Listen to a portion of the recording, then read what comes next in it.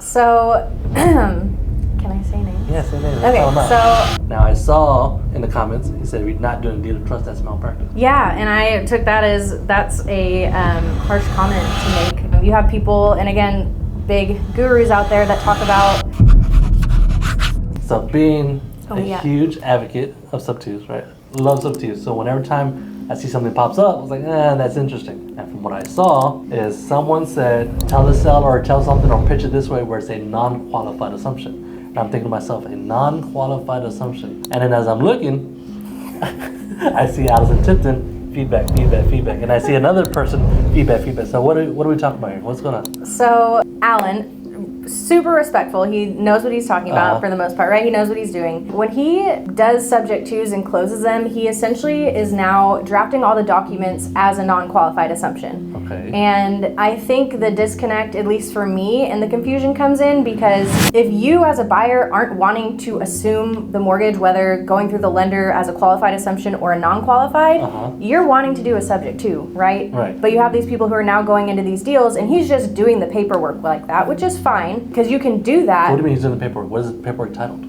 Like, what do you mean? So the buyer is assuming the mortgage. It is no longer just a subject to, the buyer is assuming the loan, which again is fine if you're doing your paperwork that way and that's what everyone agreed to. But I think the confusion is just that he makes it seem like that is now what every subject to should be, and that's not the case. Because I know Bill Bronchick also and he's like the OG of like subject to, right? Very well respected. You don't do sub to without knowing who he is. Even he agreed with me on that they're not the same. In a subject to, you're not assuming the liability, the deed, even specifically, you look at your deed, the language notes that you are not assuming the mortgage because you're not. And if you change all of that, that's fine. You are then actually doing an assumption, but there's a subject to still exists. What was Nathan's point of view? That's how he commented. He also agreed. He was just like, no, that's wrong. He just said like, so no. everyone's on your side, is what you're saying. A lot of people agreed with my take on it that a true subject to is not an assumption. It is not just another form of an assumption. It is taking the property subject to the financing and just paying that liability without actually assuming the debt. A non-qualified assumption. When you're saying non-qualified, there's qualified, and I guess there's this new term that's not non-qualified. Yeah. And a subject to, in my opinion, you're the attorney and you're my attorney, so I would think we're on the same page here. A subject to, in my opinion, is not a mirror wrap. No.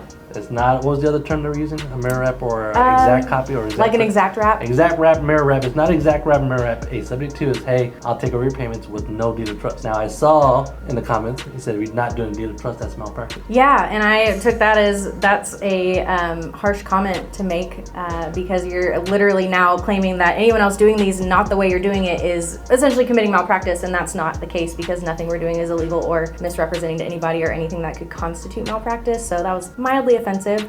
But it's just a matter of what the parties want to do, right? I mean, as long as everyone's aware of what their options are, that's the goal and that's the point. How did this even come about? Like, why was that post even posted, non-qualified? Was it make it easier to the sellers to say sell seller instead of using the seller? Well, like, what generated this? Do you know? I think just because he wants, and from what I've seen, he wants to just change the way they're done in general. Like, he thinks he's going to start some revolutionary movement that there's not going to be a subject to anymore. It's just going to be a non-qualified assumption. Yeah, that's a hard one there. They're just not the same. And same thing with like mirror wrap, because I asked that question. I was like, so you're saying that these are the same, but when you're talking about a wraparound, you're talking about the seller owner financing a property to you with exact terms that match the underlying debt, which means that buyer's obligation is to you as the seller to pay the note because they are owner financing you the exact same amount under the same terms. That's not the same thing as you paying the lender directly, right? I mean, it's not the same. And whether you assume it or whether there's a deed of trust to secure performance or assumption, that doesn't make it an owner finance, which is what a wraparound is like that it is. Right? Like, I mean, definitions don't lie. When it comes to me, and every time I talk like this one we just had, I just tell someone, hey, we're doing a subject to. I don't know if it was more like, hey, it's a non-qualified assumption to make it sound better, but a subject to is, hey, we're buying this house, subject to the finance stay in place, I'm stepping in your shoes, I'm doing what you're supposed to do. No deed of trust, no mirror wraps, no exact wraps, I'm just taking over your payments. Yeah. And I think investors that are doing subject to, just educate the seller or the realtor, because it was his first time doing a subject to. Yeah. And let them know, hey, this is subject to. This is how it's done. No, and I think that's what anybody should do in that position. And if they want to go the assumption route, like I said, there's nothing wrong with that. But I think it's just the fact that he's saying that every subject to should just be done this way, and that it is essentially the same thing, and it's not. And also, not all loans are assumable, so you can't technically do a non-qualified assumption on a mortgage that's not assumable. So what do you do in that case? When you say non-qualified assumption,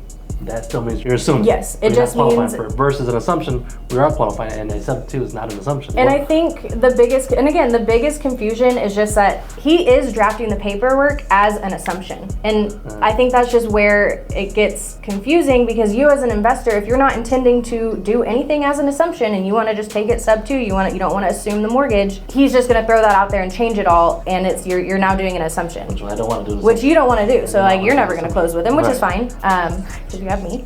But I will give him a shout out. I did close some deals with him back in the day. I do know Alan. We're talking about years ago.